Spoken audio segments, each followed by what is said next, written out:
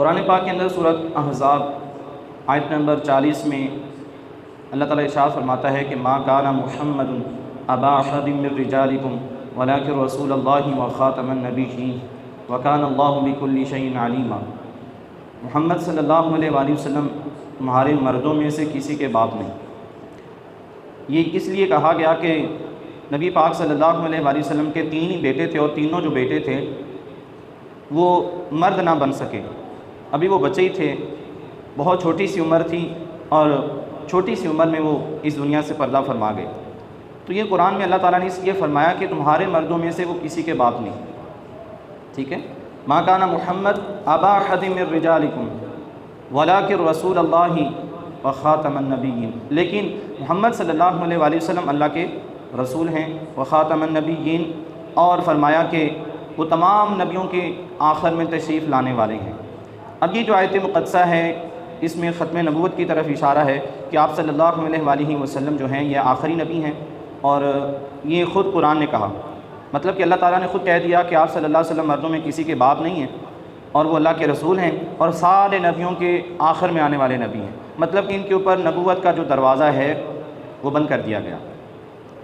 अब 7 सितंबर की मुनासबत से ये मौजू मैंने इसको लिया और पूरे पाकिस्तान के अंदर, बल्कि जहाँ जहाँ मुसलमान वाबस्ता हैं, ख़ास तौर पर पाकिस्तानी, यहाँ पर 7 सितंबर को ये कानून लागू किया गया कि जो मिर्ज़ा कादियानी को नबी माने वो काफ़िर है, उनके साथ कोई ताल्लुक़ नहीं होना चाहिए, और कुछ क़वानीन उनके ऊपर लागू हुए। आहिस्ता आहिस्ता उनका जो सिलसिला है वो बढ़ता चला गया, और ये कितना अहम और हसास वाला मसला है, क्योंकि सारी शरीयत उनकी हमारी तरह है। आम जो मुसलमान है वो तो पहचान ही नहीं सकता कि ये कादियानी है या मुसलमान है, आम बंदे को तो पता ही नहीं है। मगर ये ऐसे ख़तरनाक लोग हैं कि ये काफ़रों से भी बदतर हैं। जैसे कि मुनाफ़िक के बारे में अल्लाह ताला फरमाता है कि मुनाफ़िक जो हैं ये काफ़रों से भी बदतर हैं। जहाँ पर काफ़रों को अज़ाब होगा, उस अज़ाब जहन्नम के उस हिस्से से सबसे जो निचला हिस्सा है वहाँ पर मुनाफिकीन को अज़ाब दिया जाएगा, क्योंकि मुनाफ़िकत जो होती है दिखलावा और होता है और अंदर से कुछ और होता है। बज़ाहिर वो आका अलैहिस्सलाम के साथ नमाज़ें पढ़ते, आपको मुसलमानों को अपने आप को मोमिन कहलवाते, मगर अंदर से वो आका अलैहिस्सलाम से बुग़्ज़ रखते थे, आपको नबी मानते ही नहीं थे, तो वो काफ़िर हुए। तो लोगों को वो वरगलाते थे, यही उनकी मुनाफ़िकत थी, और इस मुनाफ़िकत की बिना पर ये काफ़रों से बदतर हुए। काफ़िर के बारे में तो आपको पता है ये काफ़िर ही है, मगर मुनाफ़िक जो बंदा होता है बज़ाहिर वो अंदर से काफ़िर ही होता है, मगर ऊपर से वो मुसलमान का लिबादा ओढ़े होता है। तो इसी तरह ये जो मिर्ज़ाई हैं, कादियानी हैं, अहमदी हैं, ये तीनों एक ही चीज़ें। मिर्ज़ा, अहमद, कादियानी, मतलब वो मिर्ज़ाई था उससे मिर्ज़ाई बने, अहमदी था मिर्ज़ा अहमद, ग़ुलाम अहमद, इससे अहमदी बन गए, कादियान का रहने वाला था तो वो कादियानी बन गए। कोई कहे कि मैं कादियानी हूँ, कोई कहे ये मिर्ज़ाई है, या कोई कहे ये अहमदी है, तो वो तीनों बात एक ही है। तीनों जो हैं ये काफ़िर हैं, दायरा इस्लाम से खारिज हैं, दीन के साथ इनका कोई लेन देन नहीं, और ये लोग जो हैं ये काफ़िरों से बदतर हैं। ये जानना हमारे लिए बेहद ज़रूरी है। और ख़त्म नबूवत का जो मामला है बड़ा ये हसास मामला है।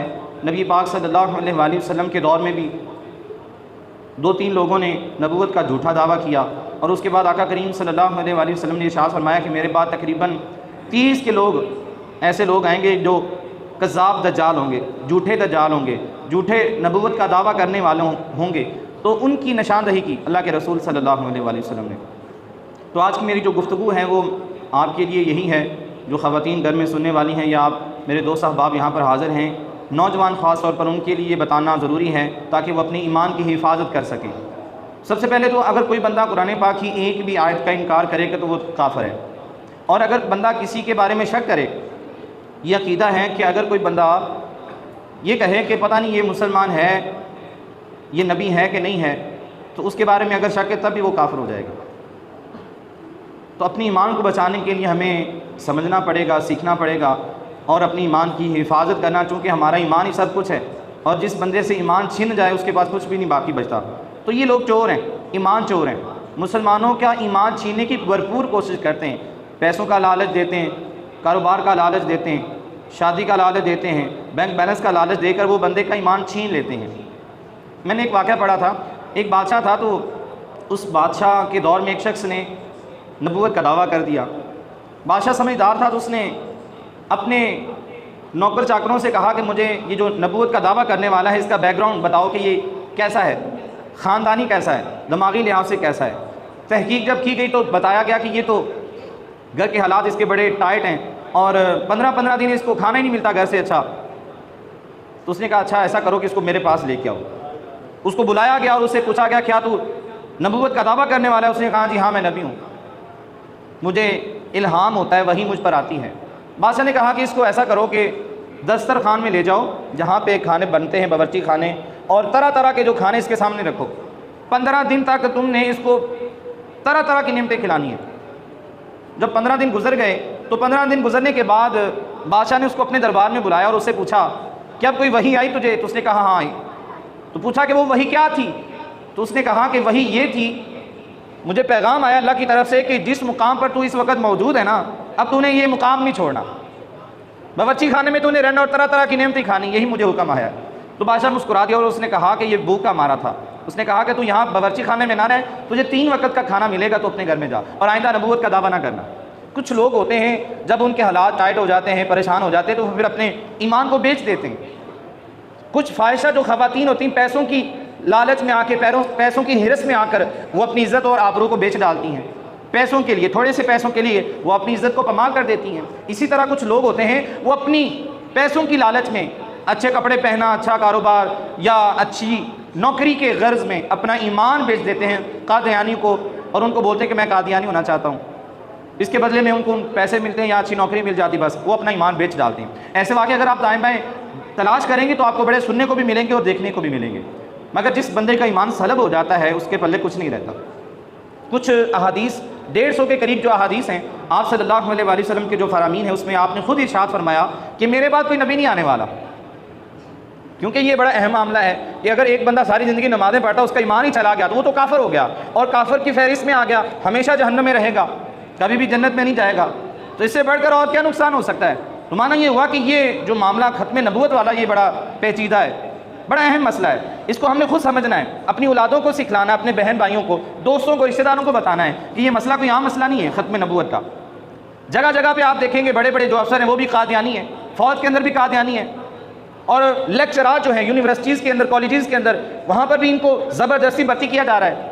ये नहीं देखा जा रहा कि ये कादियानी है या मुसलमान है, बल्कि कादियानी होने के बावजूद भी उनको वहाँ पर लेक्चरार रखा जाता है जो फिर बच्चों के दिमाग को ख़राब करते हैं। वो उस्ताद होता वो उस्ताद ही है और बच्चा बेचारा उसको उस्ताद समझता है, मगर आहिस्ता आहिस्ता वो नौजवान बच्चों के दिमाग के अंदर ऐसे फितने फैलाना शुरू कर देते हैं। पीछे आपने किताबों के अंदर भी देखा ख़त्म नबूवत का मसला था, वो ख़त्म नबूवत वाला जो लफ्ज़ है वो मिटाया जा रहा था और मिटाया भी गया। ऐसे बहुत सारी किताबें जो प्रिंट आउट हुई हैं उसमें बहुत सारे ऐसे इस्लामियात की किताब ले लें, उसमें जहाँ पे पहले लिखा हुआ था कि हज़रत मोहम्मद सल्लल्लाहु अलैहि वसल्लम आखिरी नबी हैं, ये पूरा जुमला ख़त्म कर दिया।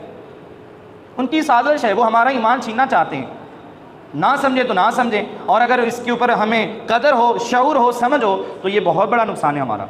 हमारी आने वाली जो नस्लें वो तबाह हो सकती हैं, हमारा ईमान छीन सकता है। हम कौन सा दीन को इतना वक़्त देते हैं दीन को समझने के लिए कि हम अपने आप का बचाव कर सकें। इसलिए मैं कह रहा हूँ कि ये बड़ा हसास मामला है। थोड़ा सा भी अगर किसी बंदे ने शक किया ना मिर्ज़ा कादियानी के बारे में या किसी के बारे में कि हो सकता है कि सरकार के बाद कोई नबी आ जाए, इतना भी उसने गुमान कर लिया, दिल में यकीन कर लिया, उसने अपना नज़रिया इतना बना लिया, तो वो बंदा दायरा इस्लाम से खारिज है। उसकी सारी नमाजें, सारी इबादत, सारा कुछ बर्बाद हो जाएगा, कुछ भी नहीं उसके पल्ले रहेगा। हकीकत में वो गरीब हो गया और ऐसा गरीब हुआ कि उससे बढ़कर कोई गरीब नहीं है, कि आखिरत में उसके लिए कुछ भी नहीं होगा। तो खुदारा इस मसले को समझें, और मैं कुछ फरामीन आप सल्लल्लाहु अलैहि वसल्लम के आपके सामने भी बयान करने की